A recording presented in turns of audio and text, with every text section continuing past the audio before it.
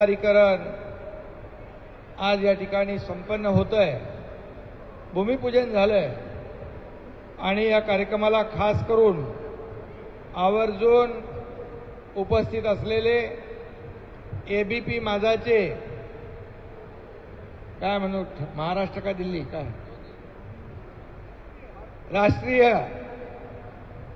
संपादक राजीव खांडेकरजी, त्यांचं मी ठाण्यामध्ये स्वागत करतो।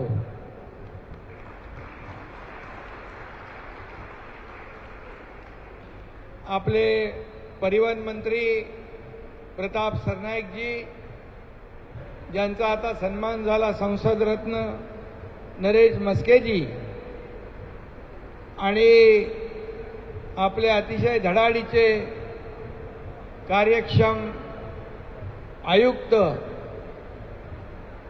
आपले सौरभराव, त्याचबरोबर आपले आमदार रवींद्र फाटक, इकडे आपल्या मीनाक्षीताई आहेत, पल्लवी कदम आहेत, आणि या बॅडमिंटनसाठी गेले अनेक वर्ष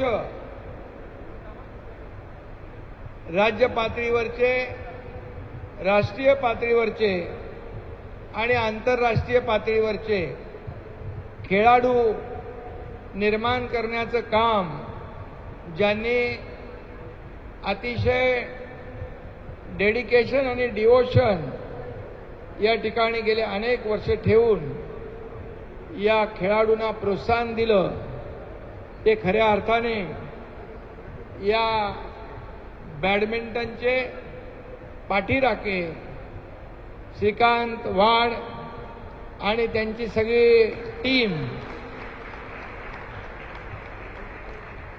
आणि उपस्थित आता आपले इंटरनॅशनल लेवलचे खेळाडू होते ना, मगाशी खेळत होते, तेही खेळाडू इथे उपस्थित आहेत, त्यांचाही आपण सन्मान केलाय। त्याचबरोबर या ठिकाणी दररोज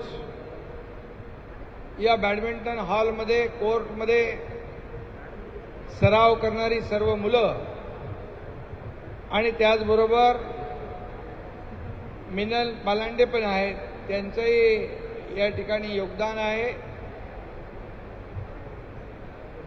आणि आता हा 5 बॅडमिंटन कोर्टचा, आता 10 बॅडमिंटन कोर्ट या ठिकाणी होतील, जास्त मुलांना सराव करण्याची, प्रॅक्टिस करण्याची संधी मिळेल। त्याचबरोबर ही आता इमारत 5 माळ्याची होईल, बरोबर, आणि अद्ययावत असं इंटरनॅशनल, आंतरराष्ट्रीय दर्जाचं हे बॅडमिंटन कोर्ट तयार होईल।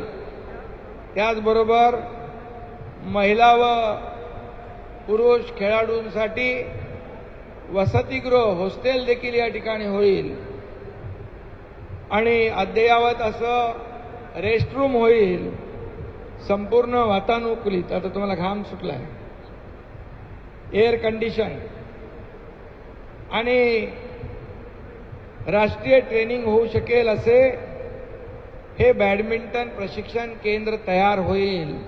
याचा मला सार्थ अभिमान पण आहे आणि आनंदही आहे। आणि मला आठवतंय, मी याचा अध्यक्ष पण होतो।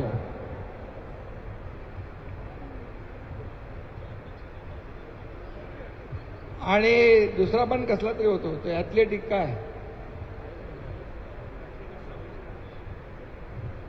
आणि मला तो काळही आठवतो की काही सुविधा नसताना या ठिकाणी श्रीकांत वाड आणि त्यांच्या टीमने खूप मेहनत घेतली आणि एक चांगले खेळाडू या ठिकाणी निर्माण केले।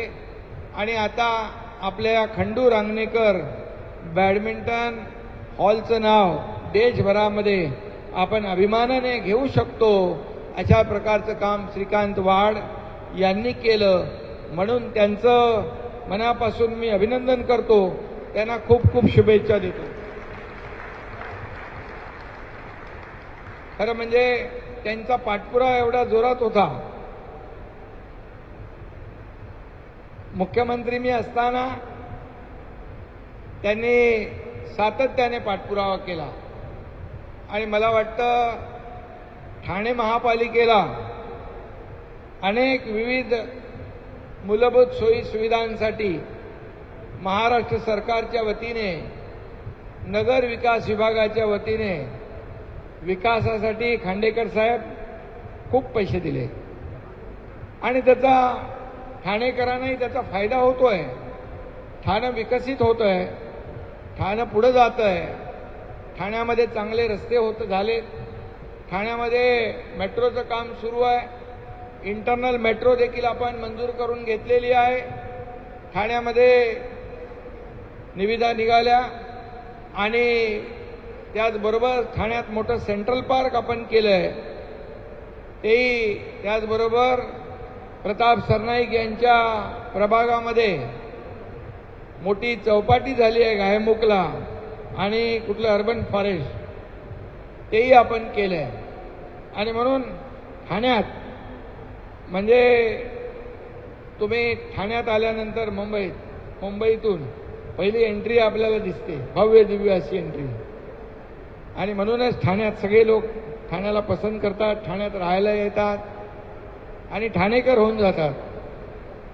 त्यामुळे मी मनापासून शुभेच्छा देत असताना या बॅडमिंटन कोर्टसाठी आपण 42 कोटी रुपये दिले आणि या स्टेडियमसाठी 8 कोटी, एकूण 50 कोटी रुपये आपण या वास्तूसाठी, तुम्हाला 45 पण तिकडे दिले ना स्टेडियमला. त्यामुळे या पैशातून चांगलं बॅडमिंटन कोर्ट तयार होईल. 5च्या ऐवजी 10 कोर्ट तयार होतील. मगाशी मला श्रीकांतजींनी सांगितलं की आपलं खाली मॅट आहे ते मॉइश्चरमुळे या ठिकाणी खराब होतं, त्यांना पंखे लावून पाहिजे होते. मी आयुक्तांना सांगितले किती पंखे, किती पाहिजे, 12 पंखे लावायचे आहेत. ते आपण तात्काळ आपल्या विद्युत विभागाला आदेश देऊन ते लावून घ्या.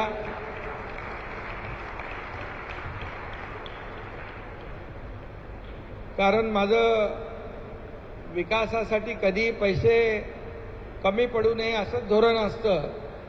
खांडेकर साहेब सांगितलं आम्ही करतो. No reason on the spot decision. आणि म्हणून आपलं झटकेपट असतं, करतो बघतो पाहतो वगैरे काही नसतं. आणि म्हणून 2.5 वर्षाच्या माझ्या मुख्यमंत्रीपदाच्या कारकिर्दीमध्ये या राज्याला विकासाकडे नेण्यासाठी अनेक प्रकल्प आपण केले आहे, एक कल्याणकारी योजना केल्या आणि म्हणून महाराष्ट्रातल्या जनतेने भरभरून या ठिकाणी त्याची पोचपावती दिली.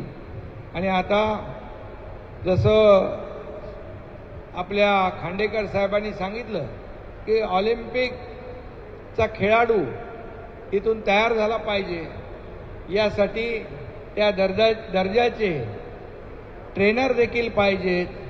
ते देखील आपल्याला ट्रेनर जे प्रशिक्षक आहेत ते देखील या ठिकाणी दिले जातील, जेणेकरून आपल्या या मुलांमध्ये टॅलेंट आहे, पोटेन्शियल आहे, सगळं आहे. फक्त त्याला पाहिजे प्लॅटफॉर्म आणि त्याला पाहिजे मार्गदर्शन.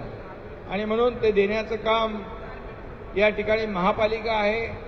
त्याचबरोबर मी नगर विकास विभागाचाही मंत्री आहे, त्यामुळे कुठं काही कमी पडणार नाही, काळजी करू नका. फक्त या ठिकाणी आपण प्रयत्न करा आणि राष्ट्रीय आंतरराष्ट्रीय ऑलिम्पिकचा खेळाडू या खंडू रांगणेकर बॅडमिंटन कोर्टातून तयार झाला पाहिजे, अशा प्रकारचं काम आपण करा. त्यासाठी आम्ही सगळेजण आपल्या पाठीशी आहोत. धन्यवाद. जय हिंद, जय महाराष्ट्र.